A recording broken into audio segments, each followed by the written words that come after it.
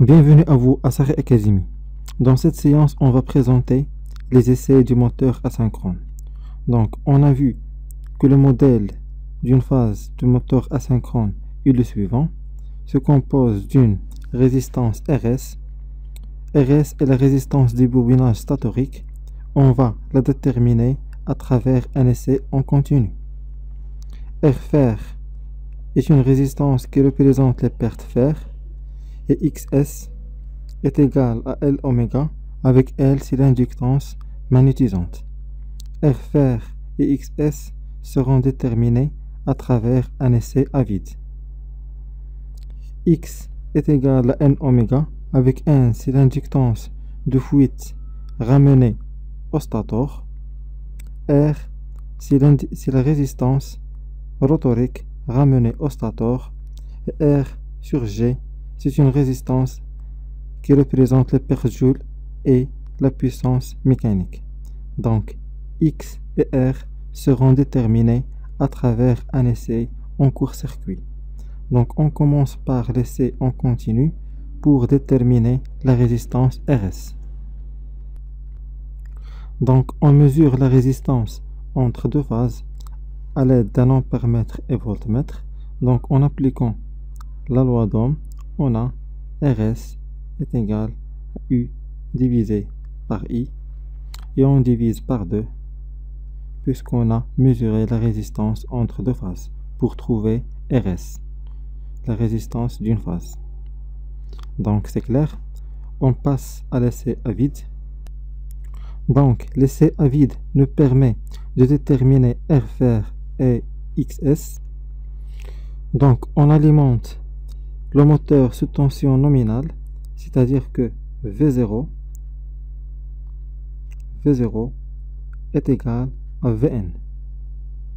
Et on a un essai à vide, c'est-à-dire que la vitesse de synchronisme est égale à la vitesse rotorique.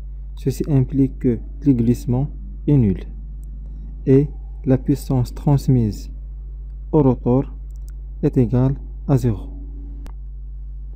Et on sait que la puissance absorbée, c'est-à-dire la puissance à vide, P0, est égale à la puissance transmise, puis plus les pertes joules statoriques, plus les pertes fer statoriques. Donc, on a la puissance transmise est nulle, et on néglige les pertes joules statoriques, donc P0 est égal aux pertes fer. Donc c'est clair.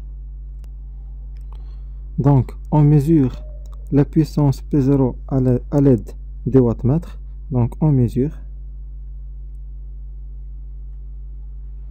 P0, la puissance à vide à l'aide de 2 wattmètres, et la tension composée E0 qui est égale à racine 3 la tension simple à l'aide du voltmètre, et le courant simple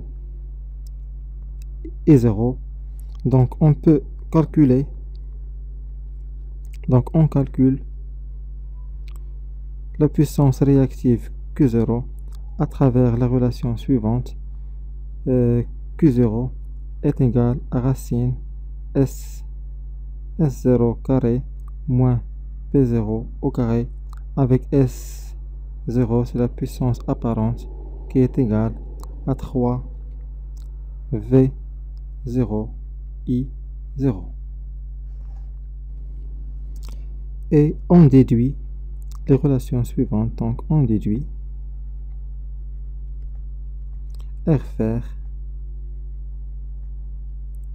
est égal à 3 V carré divisé par P0, avec P0 est égal aux pertes fer,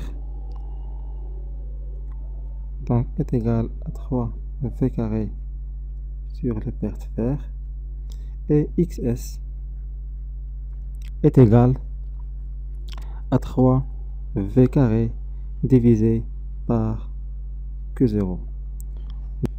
l'essai à vide nous a permis de déterminer R fer, la résistance représentant la perte fer, et XS, l'inductance magnétisante.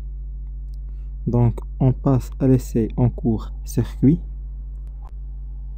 Donc, l'essai en cours circuit nous permet de déterminer X et R. Avec R, c'est la résistance rotorique ramenée au stator. Et X est égal à N oméga. Avec N, c'est l'inductance de fuite ramenée au stator. Donc, l'essai en cours circuit consiste à alimenter le moteur sous tension réduite, VCC, donc tel que le courant ICC est égal au courant nominal à l'intermédiaire d'une rhéostat. Donc, on a l'essai en cours circuit, c'est-à-dire que le rotor est bloqué. Ceci implique que la vitesse rotorique est nulle. Et on a le glissement est égal à oméga S moins oméga divisé par oméga S. Donc, la vitesse rotorique est nulle. Ceci implique que le glissement est égal à oméga S divisé par oméga S, c'est-à-dire le glissement est égal à 1. Et on a la puissance en cours circuit, c'est-à-dire la puissance absorbée, est égale à la puissance transmise plus la puissance, les pertes fer, plus les pertes joules statoriques. Dans ce cas, on néglige les pertes joules statoriques et les pertes fer. Donc, la puissance en cours circuit est égale à la puissance transmise. Donc, de la même façon, on mesure la puissance en court circuit à l'aide de 2 wattmètres. Donc, on mesure PCC à l'aide de 2 wattmètres et on mesure UCC est égal, c'est-à-dire la tension composée est égale à racine 3 VCC, la tension simple, à l'aide du voltmètre, et le courant simple ICC à l'aide d'ampère-mètre. Et on calcule la puissance réactive de la même façon. Donc, on calcule la puissance réactive en cours circuit à travers la relation suivante. Donc, QCC est égal à racine 3 SCC au carré moins PCC au carré, avec SCC, c'est la puissance apparente, est égal à 3 VCC ICC. Donc, c'est clair. Donc, on déduit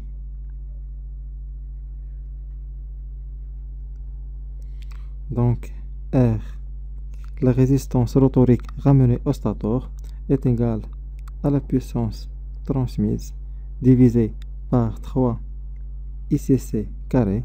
On a trouvé que la puissance transmise est égale à la puissance en court circuit. Donc, est égale au PCC divisé par 3 ICC au carré. Et de la même façon, XS, X est égal à QCC déjà calculé divisé par 3 ICC au carré. Donc, on a bien déterminé la résistance rotorique ramenée au stator, et X qui est égal à N oméga, avec N c'est l'inductance de fuite ramenée au stator. Donc, à travers les essais en continu et l'essai à vide et l'essai en court-circuit ou rotor bloqué, on a déterminé les différents éléments du modèle d'une phase de moteur asynchrone. Donc, notre séance touche à sa fin. Merci pour votre attention et à la séance prochaine.